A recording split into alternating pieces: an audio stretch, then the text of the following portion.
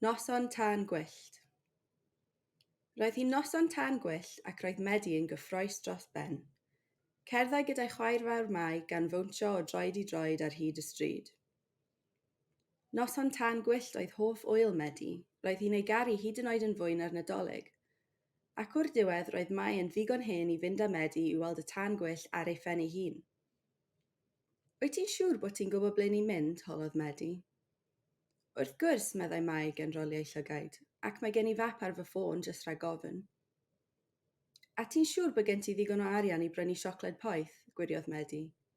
Rholiodd Mai ei llygaid unwaith eto. Adw, ti di gofyn hynny unwaith yn barod. Roedd Medi'n rhy gyffrous i boeni dim am agwedd Mai. Chwythodd gymylau mewn i'r air oer fel draig yn chwythu tân. Cerddodd y ddwy ymlaen trwy'r strydoedd a heibio'r parciau. Ymhen tipyn, tynnodd Mai ei ffôn allan ei phoced a gwiriodd y map. Der ymlaen, ffordd ma, meddai Mai. Edrychodd Medi lawr y llwybr. Roedd yn dywyll iawn a diflannodd i mewn i'r coed yn sydyn. Mewn fyna, holodd Medi yn ansicr.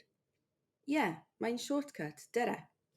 Dringodd Mai dros y ffens bren a throdd i helpu ei chwaer fach, ond roedd Medi'n sefyll yn stond. Wyt ti'n siŵr na ddylen ni aros ar y brif lwybr, gofynnodd Medi yn syn. Och neidiodd Mai. Pwy di'r chwaer fawr, ti neu fi?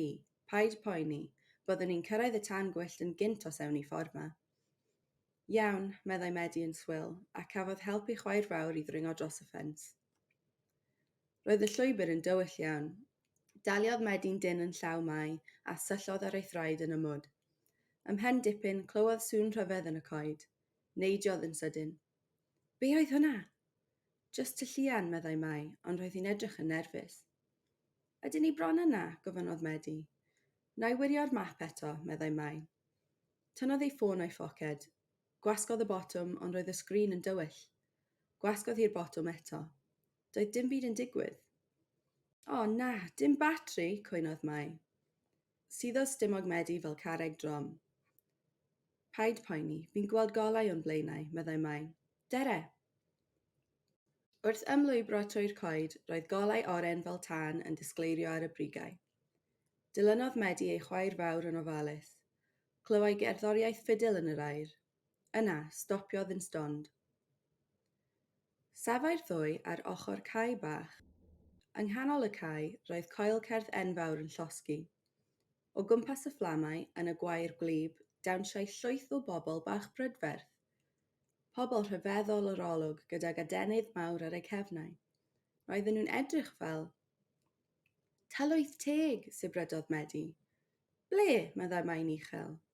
Sh, fyna, atebodd Medi. Sa'n gallu gweld dim, gwaeddodd Mai. Aeth y gerddoriaeth yn dawel, ac yn sydyn stopiodd y bobl bach. Fel un, trodd pob un o'i hwynebau bach prydferth i edrych yn grac ar y ddwy ferch. Roedden nhw mewn trwbl nawr. Arhosan llonydd, sibrydodd Medi. Dechreuodd y bobl bach symud yn nes ac yn nes ac yn nes atynt. Teimlodd Medi fel bod rhywun tu ôl iddynt. Gwelai olau ysgafn yn disgleirio ar y dail. Ar y llwybr, roedd hen fenyw mewn clogyn hir yn gwisgo coron o ddail coch ac oren ar ben mop o wallt cyrliog. Roedd ganddi lamp air yn ei llaw. Dewch ffordd ma, sibrydodd y fenyw. Doedd dim amser i feddwl. Daliodd Medi yn dyn yn llaw ei chwaer a dilynodd y ddwy i'r hen fenyw. Roedd y llwybr yn llithrig, ond dilynodd Medi a Mai y golau air yn y lamp yn ofalus.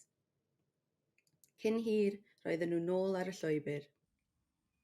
Edrychodd y ddwy mewn syndod ar y stryd o'i blaen. Roedd popeth yn ymddangos mor normal eto, fel petai'r goedwig yn fyd arall. Mi fyddwch chi'n saff nawr, meddai'r hen fenyw mewn llais caredig, ond arhoswch ar y llwybr yma o hyn ymlaen. Pwy a wyr beth all ddigwydd i chi mewn coedwig dywyll? Diolch, meddai Medi, ond pwy ydych chi? Sdim ots am hynny, meddai'r hen fenyw. Cadwch yn saff, meddai, cyn wincio ar y ddwy chwaer. Gyda chwythiad oer o'r gwynt, diflannodd yr hen fenyw i mewn i'r coed. Ymhen eiliad, dim ond golau'r lamp ac arogl mwg oedd ar ôl. Be? Pwy? Ha? Meddai Medi mewn syndod. Hwrê, mae'n ffôn i'n gweithio eto, meddai Mai. Daliodd y ffôn uwchlist. Mam, paid gwylltio, ond eithon ni ar goll? Yn y diwedd, penderfynodd mam ymuno â'r ddwy ar gyfer y tân gwyllt. Ond doedd dim ots gyda Medi a Mai am hynny. Roedd y ddwy chwaer wedi cael digon o gyffro am un noson.